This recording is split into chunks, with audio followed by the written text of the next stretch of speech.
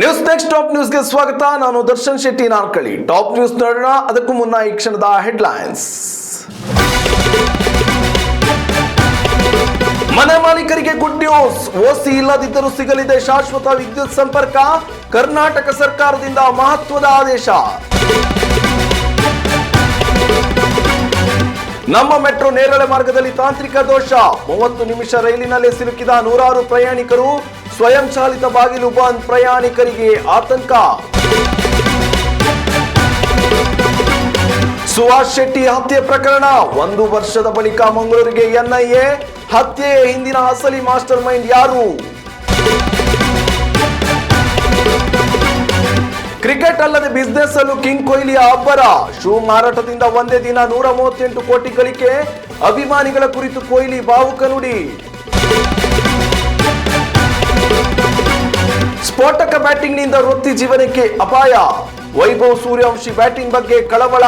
ದಿಗ್ಗಜ ಕ್ರಿಕೆಟಿಗನಿಂದ ವಂಡರ್ ಬಾಯ್ಗೆ ಕಿವಿಮಾತು. ಹೊಸದಾಗಿ ಮನೆ ನಿರ್ಮಿಸಿ ಶಾಶ್ವತ ವಿದ್ಯುತ್ ಸಂಪರ್ಕಕ್ಕಾಗಿ ಕಾಯುತ್ತಿದ್ದ ಜನರಿಗೆ ಕರ್ನಾಟಕ ಸರ್ಕಾರ ಬಂಪರ್ ಕೊಡುಗೆ ನೀಡಿದೆ. ಇನ್ಮುಂದೆ ಸ್ವಾಧೀನ ಪ್ರಮಾಣ ಪತ್ರ ಇಲ್ಲದಿದ್ದರೂ ಕೂಡ ಹೊಸ ಮನೆಗಳಿಗೆ ಶಾಶ್ವತ ವಿದ್ಯುತ್ ಸಂಪರ್ಕ ಕಲ್ಪಿಸಲು ರಾಜ್ಯ ಸರ್ಕಾರ ಹಸಿರು ನಿಶಾನೆ ನೀಡಿದೆ. 2026 ಮೇ 31 ಒಳಗೆ ಪೂರ್ಣಗೊಂಡಿರುವ ವಸತಿ ಕಟ್ಟಡಗಳಿಗೆ ಈ ಬಾರಿಯ ವಿಶೇಷ ರಿಯಾಯಿತಿ ಅನ್ವಯವಾಗಲಿದೆ. ಇಂಧನ ಇಲಾಖೆ ರಾಜ್ಯದ ಎಲ್ಲ ಎಸ್ಕಾಂಗಳಿಗೆ ಕಡ್ಡಾಯ ಮಾರ್ಗಸೂಚಿಯನ್ನ ಬಿಡುಗಡೆ ಮಾಡಿದೆ. ರಾಜ್ಯ ಸರ್ಕಾರದ ಆದೇಶದ ಪ್ರಕಾರ ಈ ವಿಶೇಷ ವಿನಾಯಿತಿ ವಸತಿ ಮತ್ತು ಕೃಷಿ ಕಟ್ಟಡಗಳಿಗೆ ಮಾತ್ರವೇ ಅನ್ವಯವಾಗಲಿದೆ. ಅದರಲ್ಲೂ ಗ್ರೇಟರ್ ಬೆಂಗಳೂರು ಪ್ರಾಧಿಕಾರ, ಮಹಾನಗರ ಪಾಲಿಕೆ, ನಗರ ಸ್ಥಳೀಯ ಸಂಸ್ಥೆಗಳು ಹಾಗೂ ಗ್ರಾಮ ಪಂಚಾಯಿತಿ ವ್ಯಾಪ್ತಿಯ ಕಟ್ಟಡಗಳಿಗೆ ಇನ್ಮುಂದೆ ಸುಲಭವಾಗಿ 2400 ಚದರ ಅಡಿವರೆಗಿನ ನಿವೇಶನಗಳಿಗೆ ಓಸಿ ಪಡೆಯಬಹುದಾಗಿದೆ. ಗ್ರೌಂಡ್ ಫ್ಲೋರ್ ಪ್ಲಸ್ 3 ಮಹಡಿ, ಪಾರ್ಕಿಂಗ್ ಪ್ಲಸ್ 4 ಮಹಡಿಯ ವಸತಿ ಕಟ್ಟಡಗಳು ಈ ವಿಶೇಷ ರಿಯಾಯಿತಿಗೆ ಒಳಪಡಿಸಲಿದೆ. ಕೇವಲ ವಾಸದ ಮನೆ ಮಾತ್ರವಲ್ಲದೆ ಗ್ರಾಮೀಣ ಭಾಗದಲ್ಲಿನ ರೈತರ ಮನೆ, ತೋಟದ ಮನೆ, ಕೃಷಿ ಉಪಕರಣಗಳ ಶೆಡ್, ದನದ ಕೊಟ್ಟಿಗೆ, ರೇಷ್ಮೆ ಗೂಡಿನ ಮನೆಗಳಿಗೆ ಯಾವುದೇ ವಿಸ್ತೀರ್ಣದ ಮಿತಿ ಇಲ್ಲದೆ ಓಸಿಯಿಂದ ಸಂಪೂರ್ಣ ವಿನಾಯಿತಿ ನೀಡಲಾಗಿದೆ. ರಾಜ್ಯ ಸರ್ಕಾರದ ಈ ಆದೇಶ ಪ್ರಕಟವಾದ 15 ದಿನಗಳ ಒಳಗಾಗಿ ಅರ್ಜಿಯನ್ನ ಸಲ್ಲಿಸಿ ಸಾರ್ವಜನಿಕರು ಇದರ ಪ್ರಯೋಜನವನ್ನ ಪಡೆಯಬಹುದಾಗಿದೆ. 2026 ಮೇ 31 ಒಳಗೆ ಕಟ್ಟಡವನ್ನ ಪೂರ್ಣಗೊಳಿಸಿ ಈಗಾಗಲೇ ಅರ್ಜಿ ಸಲ್ಲಿಸಿರುವವರು, ತಾತ್ಕಾಲಿಕ ಸಂಪರ್ಕ ಹೊಂದಿರುವವರು, ಯಾವುದೇ ಸಂಪರ್ಕ ಪಡೆಯದ ಹೊಸ ಕಟ್ಟಡಗಳ ಮಾಲೀಕರು ಓಸಿ ಪಡೆಯಬಹುದಾಗಿದೆ. ಸಾರ್ವಜನಿಕರು ಅರ್ಜಿ ಸಲ್ಲಿಸಿದ ನಂತರ ಕ್ಷೇತ್ರಾಧಿಕಾರಿಗಳು ಸ್ಥಳ ಪರಿಶೀಲನೆ ನಡೆಸಿ ಕಟ್ಟಡ ಪೂರ್ಣಗೊಂಡಿರುವುದನ್ನು ಖಚಿತಪಡಿಸಿಕೊಳ್ಳಲಿದ್ದಾರೆ. ಅರ್ಜಿದಾರರ ಸಮ್ಮುಖದಲ್ಲೇ ಕಟ್ಟಡದ ಜಿಯೋ ಟ್ಯಾಗ್ ಫೋಟೋ, ದಿನಾಂಕ ಮತ್ತು ಸಮಯದ ಮಾಹಿತಿಯನ್ನು ದಾಖಲಿಸಿ ಸಿಸಿಬಿ ತಂತ್ರಾಂಶದಲ್ಲಿ ಅಪ್ಲೋಡ್ ಮಾಡುವುದು ಕಡ್ಡಾಯವಾಗಿದೆ. ಸುಪ್ರೀಂ ಕೋರ್ಟ್ ಆದೇಶದ ಬಳಿಕ ಎಸ್ಕಾಂಗಳು ಓಸಿ ಇಲ್ಲದ ಕಟ್ಟಡಗಳಿಗೆ ವಿದ್ಯುತ್ ಸಂಪರ್ಕ ನಿಲ್ಲಿಸಿದ್ದರಿಂದ ರಾಜ್ಯದ ಲಕ್ಷಾಂತರ ಜನರು ತೊಂದರೆ ಅನುಭವಿಸುತ್ತಿದ್ದರು. ಸರ್ಕಾರದ ಈ ಮಹತ್ವದ ನಿರ್ಧಾರದಿಂದಾಗಿ ಮಧ್ಯಮ ವರ್ಗದ ಮನೆ ಮಾಲೀಕರಿಗೆ ಹಾಗೂ ಬಾಡಿಗೆ ಮನೆ ನಂಬಿಕೊಂಡಿರುವವರಿಗೆ ದೊಡ್ಡ ಆರ್ಥಿಕ ನೆರವು ಸಿಗಲಿದೆ. ಉತ್ತಮ ಸಂಸ್ಕಾರಯುತ ಶಿಕ್ಷಣದೊಂದಿಗೆ VSS English medium CBSE school, Udupi Muddur. ನರ್ಸರಿಯಿಂದ 10ನೇ ತರಗತಿವರೆಗೆ ಶಿಕ್ಷಣದ ಜೊತೆಗೆ 5ರಿಂದ 10ನೇ ತರಗತಿವರೆಗಿನ ವಿದ್ಯಾರ್ಥಿನಿಯರಿಗೆ ಉತ್ತಮ ಹಾಸ್ಟೆಲ್ ಸೌಲಭ್ಯವೂ ಇದೆ. ನಿಮ್ಮ ಮಕ್ಕಳ ಪ್ರವೇಶಾತಿಗಾಗಿ ಈ ಸಂಖ್ಯೆಗೆ ಕರೆ ಮಾಡಿ. ಸಿಲಿಕಾನ್ ಸಿಟಿ ಬೆಂಗಳೂರಿನ ಸಂಚಾರದ ಪ್ರಮುಖ ಕೊಂಡಿಯಾಗಿರುವ ನಮ್ಮ ಮೆಟ್ರೋ ರೈಲು ಸಂಚಾರದಲ್ಲಿ ಭಾರಿ ವ್ಯತ್ಯಯ ಉಂಟಾಗಿದೆ. ನೇರಳೆ ಮಾರ್ಗದ ಪ್ರಮುಖ ನಿಲ್ದಾಣವಾದ ಕಬ್ಬನ್ ಪಾರ್ಕ್ನಲ್ಲಿ ರೈಲಿನ ವಿದ್ಯುತ್ ಸಂಪರ್ಕದಲ್ಲಿ ತಾಂತ್ರಿಕ ದೋಷ ಕಾಣಿಸಿಕೊಂಡಿದ್ದು, ಕಚೇರಿ ಮುಗಿಸಿ ಮನೆಗೆ ಮರಳುತ್ತಿದ್ದ ನೂರಾರು ಪ್ರಯಾಣಿಕರು ತೀವ್ರ ಪರದಾಡುವಂತಾಗಿದೆ. ರೈಲು ನಿಲ್ದಾಣ ತಲುಪುತ್ತಿದ್ದಂತೆ ವಿದ್ಯುತ್ ಸಂಪರ್ಕ ಕಡಿತಗೊಂಡ ಹಿನ್ನೆಲೆಯಲ್ಲಿ ಸುಮಾರು 30 ನಿಮಿಷಗಳ ಕಾಲ ಪ್ರಯಾಣಿಕರು ರೈಲಿನ ಒಳಗಡೆಯೇ ಸಿಲುಕಿಕೊಳ್ಳಬೇಕಾಯಿತು. ಆ ತಕ್ಷಣಕ್ಕೆ ಸ್ವಯಂ ಚಾಲಿತ ಬಾಗಿಲುಗಳು ಓಪನ್ ಆಗದ ಕಾರಣ ಪ್ರಯಾಣಿಕರಲ್ಲಿ ಆತಂಕ ಮನೆ ಮಾಡಿತ್ತು. ತದನಂತರ ಲೋಕೋ ಪೈಲಟ್ ಅವರು ಹಸ್ತಚಾಲಿತವಾಗಿ ಬಾಗಿಲುಗಳನ್ನು ತೆರೆದಿದ್ದು, ಬಳಿಕ ಪ್ರಯಾಣಿಕರು ನಿಟ್ಟುಸಿರು ಬಿಟ್ಟು ರೈಲಿನಿಂದ ಕೆಳಗೆ ಇಳಿದಿದ್ದಾರೆ. ಚಲ್ಲಘಟ್ಟದಿಂದ ವೈಟ್ ಫೀಲ್ಡ್ ಸಂಪರ್ಕಿಸುವ ಪೂರ್ಣ ಪ್ರಮಾಣದ ನೇರಳೆ ಮಾರ್ಗದಲ್ಲಿ ಸದ್ಯ ನೇರ ಸಂಚಾರ ಕಡಿತಗೊಂಡಿದೆ. ಬಿಎಂಆರ್ಸಿಎಲ್ ಸಿಬ್ಬಂದಿಗಳು ತಾಂತ್ರಿಕ ದೋಷ ಸರಿಪಡಿಸುವ ಕಾರ್ಯದಲ್ಲಿ ನಿರತರಾಗಿದ್ದು, ಸಾರ್ವಜನಿಕರ ಅನುಕೂಲಕ್ಕಾಗಿ ತಾತ್ಕಾಲಿಕವಾಗಿ ಲೂಪ್ ಲೈನ್ಗಳಲ್ಲಿ ರೈಲುಗಳನ್ನು ಚಲಾಯಿಸಲಾಗುತ್ತಿದೆ.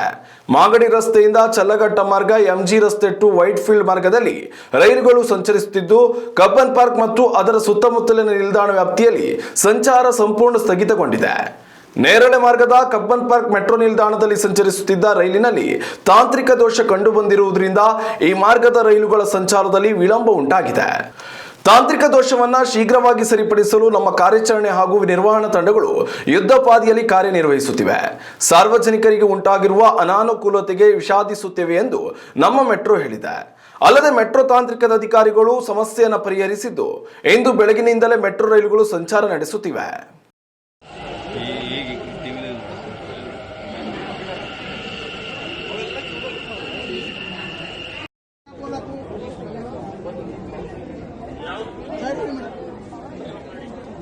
ಕರಾವಳಿಯಲ್ಲಿ ತೀವ್ರ ಸಂಚಲನ ಮೂಡಿಸಿದ್ದ ಹಿಂದೂ ಸಂಘಟನೆಯ ಕಾರ್ಯಕರ್ತ ಸುಭಾಷ್ ಶೆಟ್ಟಿ ಬರ್ಬರ ಹತ್ಯೆ ಪ್ರಕರಣದ ತನಿಖೆ ಇದೀಗ ಮತ್ತಷ್ಟು ಚುರುಕುಗೊಂಡಿದೆ. ಹತ್ಯೆ ನಡೆದು ಸುಮಾರು 1 ವರ್ಷದ ಬಳಿಕ ರಾಷ್ಟ್ರೀಯ ತನಿಖೆ ಏಜೆನ್ಸಿ ಅಧಿಕಾರಿಗಳ ತಂಡ ಮಂಗಳೂರಿಗೆ ಭೇಟಿ ನೀಡಿದ್ದು ತನಿಖೆಯನ್ನ ಆರಂಭಿಸಿದೆ. ಕೇಂದ್ರ ಗೃಹ ಇಲಾಖೆಯ ಆದೇಶದ ಮೇರೆಗೆ ಪ್ರಕರಣ ಕೈಗೆತ್ತಿಕೊಂಡಿರುವ ಎನ್ಐಎ ವಿದೇಶಿ ಫಂಡಿಂಗ್ ಹಾಗೂ ನಿಷೇಧಿತ ಸಂಘಟನೆಗಳ ಲಿಂಕ್ ಬೆನ್ನತ್ತಿ ಬಂದಿಳಿದಿರುವುದು ಕರಾವಳಿಯಲ್ಲಿ ಮತ್ತೆ ಸಂಚಲನ ಸೃಷ್ಟಿಸಿದೆ. ಎನ್ಐಎ ಉಪ ಪೊಲೀಸ್ ವರಿಷ್ಠಾಧಿಕಾರಿ ರಾಜೀವ್ ಸಿಂಗ್ ಮತ್ತು ಇನ್ಸ್ಪೆಕ್ಟರ್ ಮಲ್ಲಿಕಾರ್ಜುನ್ ನೇತೃತ್ವದ 5 ಅಧಿಕಾರಿಗಳ ಹಿರಿಯ ತಂಡ ಮಂಗಳವಾರವೇ ಬಜಪೆಗೆ ಆಗಮಿಸಿದೆ. ಸುಭಾಷ್ ಶೆಟ್ಟಿ ಹತ್ಯೆ ಪ್ರಕರಣಕ್ಕೆ ಸಂಬಂಧಿಸಿದಂತೆ ಪೊಲೀಸರಿಂದ ಹಳೆಯ ದಾಖಲಾತಿಗಳು ಹಾಗೂ ಮಹತ್ವದ ಡೈರಿಗಳನ್ನು ವಶಕ್ಕೆ ಪಡೆದು ಪರಿಶೀಲನೆ ನಡೆಸುತ್ತಿದ್ದಾರೆ.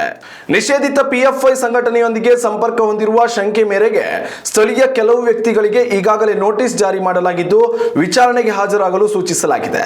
ಮಾತ್ರವಲ್ಲದೆ ಕೆಲವು ಶಂಕಿತರ ಚಲನವಲನಗಳ ಮೇಲೆ ಅಧಿಕಾರಿಗಳು ಹದ್ದಿನ ಕಣ್ಣಿಟ್ಟಿದ್ದಾರೆ ಎಂದು ತಿಳಿದು ಬಂದಿದೆ. ಕಳೆದ ವರ್ಷ ಸುರತ್ಕಲ್ ಮತ್ತು ಬಜಪೆ ಠಾಣಾ ವ್ಯಾಪ್ತಿಯ ಸುಮಾರು 14 ಪ್ರಮುಖ ಸ್ಥಳಗಳ ಮೇಲೆ ಎನ್ಐಎ ಅಧಿಕಾರಿಗಳು ಏಕಕಾಲದಲ್ಲಿ ಮೆಗಾ ದಾಳಿ ನಡೆಸಿದ್ರು. ಆ ವೇಳೆ ವಶಪಡಿಸಿಕೊಳ್ಳಲಾದ ಡಿಜಿಟಲ್ ಪುರಾವೆಗಳು, ಬ್ಯಾಂಕ್ ಖಾತೆಗಳ ವಿವರ ಮತ್ತು ಡಾಕ್ಯುಮೆಂಟ್ಗಳ ಆಧಾರದ ಮೇರೆಗೆ ಈಗ 2ನೇ ಹಂತದ ತನಿಖೆ ಆರಂಭವಾಗಿದೆ. ತನಿಖೆಯಲ್ಲಿ ಮಹತ್ವದ ಸುಳಿವು ಲಭ್ಯವಾಗಿರುವ ಹಿನ್ನೆಲೆಯಲ್ಲಿ ಅಧಿಕಾರಿಗಳು ನೇರ ವಿಚಾರಣೆಗೆ ಇಳಿದಿದ್ದಾರೆ ಎನ್ನಲಾಗಿದೆ. ಬಜಪೆ ಬಳಿಯ ಕಿನ್ನಿಪದವು ಜಂಕ್ಷನ್ನಲ್ಲಿ ರಾತ್ರಿ 8 ಗಂಟೆಗೆ ಸುಮಾರಿಗೆ ಕಾರಿನಲ್ಲಿ ಚಲಾಯಿಸುತ್ತಿದ್ದ ಸುಭಾಷ್ ಶೆಟ್ಟಿ ಅವರನ್ನ ಸಫ್ವಾನ್ ನೇತೃತ್ವದ ತಂಡ ಅಡ್ಡಗಟ್ಟಿ ಮಾರಕಾಸ್ತ್ರಗಳಿಂದ ಬರ್ಬರವಾಗಿ ಹತ್ಯೆ ಮಾಡಿತ್ತು. ಕೊಲೆಯಾದ ಸುಭಾಷ್ ಶೆಟ್ಟಿ ಈ ಹಿಂದೆ ಸುರತ್ಕಲ್ನಲ್ಲಿ ನಡೆದಿದ್ದ ಮೊಹಮ್ಮದ್ ಫಾಜಿಲ್ ಹತ್ಯೆ ಪ್ರಕರಣದ ಪ್ರಮುಖ ಆರೋಪಿಯಾಗಿದ್ದ ಫಾಜಿಲ್ ಸಹೋದರ ಆದಿಲ್ ಮಹರೂಫ್ ಸುಭಾಷ್ ಶೆಟ್ಟಿ ಹತ್ಯೆಗಾಗಿ ಹಂತಕರಿಗೆ 3 ಲಕ್ಷ ರೂಪಾಯಿ ಸುಪಾರಿ ನೀಡಿದ್ದ ಎಂಬ ಅಂಶ ಪೊಲೀಸ್ ತನಿಖೆಯಲ್ಲಿ ಬಹಿರಂಗವಾಗಿತ್ತು. ಈ ಕೊಲೆಯ ಹಿಂದೆ ಸಂಘಟಿತ ಭಯೋತ್ಪಾದನಾ ಸಂಚು ಹಾಗೂ ವಿದೇಶದಿಂದ ಆರ್ಥಿಕ ಸಹಾಯ ಹರಿದು ಬಂದಿರುವ ಶಂಕೆ ವ್ಯಕ್ತವಾದ ಕಾರಣ ದೇಶದ ಭದ್ರತೆಯ ದೃಷ್ಟಿಯಿಂದ ಪ್ರಕರಣವನ್ನು ಕೇಂದ್ರ ಸರ್ಕಾರ ಎನ್ಐಎ ಹೆಗಲಿಗೆ ಒಪ್ಪಿಸಿತ್ತು. ಈಗಾಗಲೇ ಪ್ರಕರಣದಲ್ಲಿ ಪಿಎಫ್ಐ ಕಾರ್ಯಕರ್ತರು ಸೇರಿದಂತೆ 12ಕ್ಕೂ ಹೆಚ್ಚು ಮಂದಿಯನ್ನು ಬಂಧಿಸಿ ಜೈಲಿಗಟ್ಟಲಾಗಿದೆ. ಈಗ ಎನ್ಐಎ ಎಂಟ್ರಿಯಿಂದಾಗಿ ಈ ಹತ್ಯೆಯ ಹಿಂದಿರುವ ಅಸಲಿ ಮಾಸ್ಟರ್ ಮೈಂಡ್ಗಳು ಯಾರು ಎಂಬುದು ಶೀಘ್ರದಲ್ಲೇ ಬಯಲಾಗುವ ಸಾಧ್ಯತೆ ಇದೆ. ಉತ್ತಮ ಸಂಸ್ಕಾರಯುತ ಶಿಕ್ಷಣದೊಂದಿಗೆ VSS English medium CBSE school Udupi Muddur. ನರ್ಸರಿಯಿಂದ 10ನೇ ತರಗತಿವರೆಗೆ ಶಿಕ್ಷಣದ ಜೊತೆಗೆ 5ರಿಂದ 10ನೇ ತರಗತಿವರೆಗಿನ ವಿದ್ಯಾರ್ಥಿನಿಯರಿಗೆ ಉತ್ತಮ ಹಾಸ್ಟೆಲ್ ಸೌಲಭ್ಯವೂ ಇದೆ. ನಿಮ್ಮ ಮಕ್ಕಳ ಪ್ರವೇಶಾತಿಗಾಗಿ ಈ ಸಂಖ್ಯೆಗೆ ಕರೆ ಮಾಡಿ. ಈಗಾಗಲೇ ಟೆಸ್ಟ್ ಕ್ರಿಕೆಟ್ಗೆ ನಿವೃತ್ತಿ ಘೋಷಿಸಿದ ಮೇಲೂ ವಿರಾಟ್ ಕೊಹ್ಲಿ ಅವರ ಜನಪ್ರಿಯತೆ ಜಾಗತಿಕ ಮಟ್ಟದಲ್ಲಿ ಕಿಂಚಿತ್ತೂ ಕಡಿಮೆಯಾಗಿಲ್ಲ. ಜೂನ್ 21ರಂದು ದೆಹಲಿಯ ಯಶೋಭೂಮಿ ಕನ್ವೆನ್ಷನ್ ಸೆಂಟರ್ನಲ್ಲಿ ನಡೆದ ಅದ್ದೂರಿ 1-8 ಗ್ಲೋಬಲ್ ಪ್ರೀಮಿಯರ್ ಇವೆಂಟ್ನಲ್ಲಿ ವಿರಾಟ್ ಕೊಹ್ಲಿ ಬಿಡುಗಡೆ ಮಾಡಿದ ವಿಶೇಷ ಸ್ನೀಕರ್ಸ್ ಬಿಡುಗಡೆಯಾದ ಕೆಲವೇ ನಿಮಿಷಗಳಲ್ಲಿ ಸೋಲ್ಡ್ ಔಟ್ ಆಗಿವೆ. ಕೇವಲ 24 ಗಂಟೆಗಳಲ್ಲಿ ಬರೋಬ್ಬರಿ 138 ಕೋಟಿ ರೂಪಾಯಿ ಮೌಲ್ಯದ ಶೂಗಳು ಮಾರಾಟವಾಗಿ ಉದ್ಯಮ ಲೋಕವನ್ನೇ ಬೆಚ್ಚಿ ಬೀಳಿಸಿದೆ. 2025ರಲ್ಲಿ ಟೆಸ್ಟ್ ಕ್ರಿಕೆಟ್ಗೆ ನಿವೃತ್ತಿ ಹೇಳುವ ಮುನ್ನ ವಿರಾಟ್ ಕೊಹ್ಲಿ ಒಟ್ಟು 9230 ರನ್ಗಳನ್ನು ಗಳಿಸಿದ್ರು. ತಮ್ಮ ಈ ಐತಿಹಾಸಿಕ ಮೈಲುಗಲ್ಲನ್ನ ಅಮರವಾಗಿಸಲು ಶೂ ಬೆಲೆಯನ್ನ 9230 ಇಡಲಾಗಿದೆ. ಈ ಶೂ ಸರಣಿಗೆ ಸೀಮ್ 18 ಸಿಗ್ನೇಚರ್ ಟೆಸ್ಟ್ ರೇಟ್ ಎಂದು ಹೆಸರಿಡಲಾಗಿದೆ. ಟೆಸ್ಟ್ ಕ್ರಿಕೆಟ್ನ ಕೆಂಪು ಚೆಂಡನ್ನು ನೆನಪಿಸುವ ಆಳವಾದ ಕೆಂಪು ಬಣ್ಣ ಮತ್ತು ಬಿಳಿ ಹೊಲಿಗೆಯನ್ನ ಇದು ಹೊಂದಿದೆ. ವಿರಾಟ್ ಅವರ ಐಕಾನಿಕ್ ಜೆರ್ಸಿ ಸಂಖ್ಯೆ 18 ಅನ್ನುವ ಈ ಶೂಗಳ ಮೇಲೆ ರೋಮನ್ ಸಂಖ್ಯೆಯಲ್ಲಿ 18 ಎಂದು ಅತ್ಯಂತ ಆಕರ್ಷಕವಾಗಿ ವಿನ್ಯಾಸಗೊಳಿಸಲಾಗಿದೆ. ಪ್ರಸಿದ್ಧ ಪಂಜಾಬಿ ಗಾಯಕ ಮತ್ತು ರ್ಯಾಪರ್ ಕರಣ್ ಔಜ್ಲಾ ತಮ್ಮ ಅಬ್ಬರದ ಪ್ರದರ್ಶನದ ಮೂಲಕ ವೇದಿಕೆಯನ್ನ ರಂಜಿಸಿದ್ರು. ವಿರಾಟ್ ಕೊಹ್ಲಿ ಮತ್ತು ಕರಣ್ ಔಜ್ಲಾ ಇಬ್ಬರು ಒಟ್ಟಿಗೆ ಸ್ಟೇಜ್ ಹಂಚಿಕೊಂಡಾಗ ಅಭಿಮಾನಿಗಳ ಹರ್ಷೋದ್ಗಾರ ಮುಗಿಲು ಮುಟ್ಟಿತ್ತು.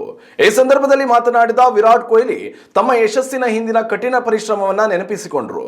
ಅಲ್ಲದೆ ತಮ್ಮ ದಿವಂಗತ ತಂದೆಯ ಬಗ್ಗೆ ಮಾತನಾಡುತ್ತಾ ತೀವ್ರ ಭಾವುಕರಾದರು. ಯುವ ಜನತೆಗೆ ಸಂದೇಶ ನೀಡಿದ ಅವರು ಕನಸುಗಳನ್ನ ನನಸಾಗಿಸಲು ಶ್ರದ್ಧೆ ಮತ್ತು ಕಠಿಣ ಪರಿಶ್ರಮಕ್ಕೆ ಯಾವುದೇ ಪರ್ಯಾಯವಿಲ್ಲ ಎಂದು ಪ್ರೋತ್ಸಾಹಿಸಿದರು. ಕ್ರೀಡಾಲೋಕದ ಸೆಲೆಬ್ರಿಟಿಗಳು ಉದ್ಯಮಕ್ಕೆ ಇಳಿಯುವುದು ಹೊಸದೇನಲ್ಲ. ಆದರೆ ಬಿಡುಗಡೆಯಾದ ಕೆಲವೇ ನಿಮಿಷಗಳಲ್ಲಿ 138 ಕೋಟಿ ಬಿಸ್ನೆಸ್ ಮಾಡುವುದು ವಿರಾಟ್ ಕೊಹ್ಲಿ ಎಂಬ ಬ್ರ್ಯಾಂಡ್ ಪವರ್ಗೆ ಸಾಕ್ಷಿ. ಸದ್ಯ ಮಾರುಕಟ್ಟೆಯಲ್ಲಿ ಈ ಶೂಗಳಿಗೆ ಭಾರಿ ಬೇಡಿಕೆ ಸೃಷ್ಟಿಯಾಗಿದ್ದು ಕ್ರಿಕೆಟ್ ಅಭಿಮಾನಿಗಳು ಕೊಂಡುಕೊಳ್ಳಲು ಮುಗಿಬೀಳುತ್ತಿದ್ದಾರೆ. ಇಂಡಿಯನ್ ಪ್ರೀಮಿಯರ್ ಲೀಗ್ ಬೆನ್ನಲ್ಲೇ ಶ್ರೀಲಂಕಾ ಎ ತಂಡದ ವಿರುದ್ಧದ ಏಕದಿನ ಪಂದ್ಯದಲ್ಲಿ ಸ್ಫೋಟಕ ಬ್ಯಾಟಿಂಗ್ ನಡೆಸಿದ ವೈಭವ್ ಸೂರ್ಯವಂಶಿ ಭವಿಷ್ಯದ ಬಗ್ಗೆ ದಕ್ಷಿಣ ಆಫ್ರಿಕಾದ ಮಾಜಿ ದಿಗ್ಗಜ ಡ್ಯಾರಿಲ್ ಕಲ್ಲಿನ್ ತೀವ್ರ ಕಳವಳ ವ್ಯಕ್ತಪಡಿಸಿದ್ದಾರೆ. ವೈಭವ್ ಸೂರ್ಯವಂಶಿ ಅವರ ಬ್ಯಾಟಿಂಗ್ ಶೈಲಿ, ದೈಹಿಕ ಫಿಟ್ನೆಸ್ ನಿರ್ವಹಣೆಯ ಬಗ್ಗೆ ಎಚ್ಚರಿಕೆ ವಹಿಸದೇ ಇದ್ರೆ ಅವರು ಸುದೀರ್ಘ ಅವಧಿಯವರೆಗೆ ಕ್ರಿಕೆಟ್ ವೃತ್ತಿ ಜೀವನ ಅಪಾಯಕ್ಕೆ ಸಿಲುಕಬಹುದು ಎಂದು ಕಲ್ಲಿನ್ ಎಚ್ಚರಿಸಿದ್ದಾರೆ.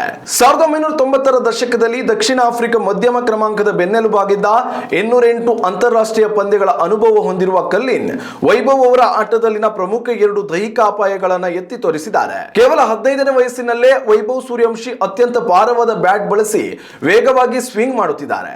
ಇದರಿಂದಾಗಿ ಅವರ ಮಣಿಕಟ್ಟು, ಮೊಣಕೈ ಹಾಗೂ ಕೀಲುಗಳ ಮೇಲೆ ವಿಪರೀತ ಒತ್ತಡ ಹೇರುತ್ತಿದೆ ಎಂದು ಅಭಿಪ್ರಾಯಪಟ್ಟಿದ್ದಾರೆ. ವೈಭವ್ ಅವರ ದೇಹ ಇನ್ನು ಸಂಪೂರ್ಣವಾಗಿ ಬೆಳೆಯುವ ಹಂತದಲ್ಲಿದೆ.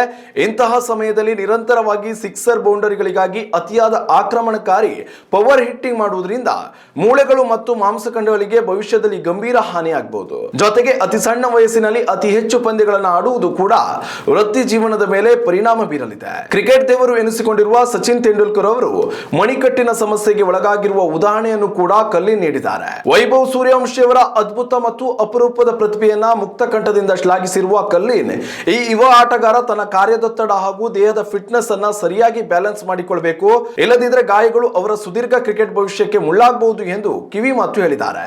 ಇನ್ನಷ್ಟು ತಾಜಾ ಸುದ್ದಿಗಳಿಗಾಗಿ ನೋಡ್ತಾರೆ ನ್ಯೂಸ್ ನೆಕ್ಸ್ಟ್. ಇದು ವರ್ತಮಾನದ ಕೈಗನ್ನಡಿ. ಉತ್ತಮ ಸಂಸ್ಕಾರಯುತ ಶಿಕ್ಷಣದೊಂದಿಗೆ VSS English medium CBSE school Udupi Muddur. ನರ್ಸರಿಯಿಂದ 10ನೇ ತರಗತಿವರೆಗೆ ಶಿಕ್ಷಣದ ಜೊತೆಗೆ 5ರಿಂದ 10ನೇ ತರಗತಿವರೆಗಿನ ವಿದ್ಯಾರ್ಥಿನಿಯರಿಗೆ ಉತ್ತಮ ಹಾಸ್ಟೆಲ್ ಸೌಲಭ್ಯವೂ ಇದೆ. ನಿಮ್ಮ ಮಕ್ಕಳ ಪ್ರವೇಶಾತಿಗಾಗಿ ಈ ಸಂಖ್ಯೆಗೆ ಕರೆ ಮಾಡಿ.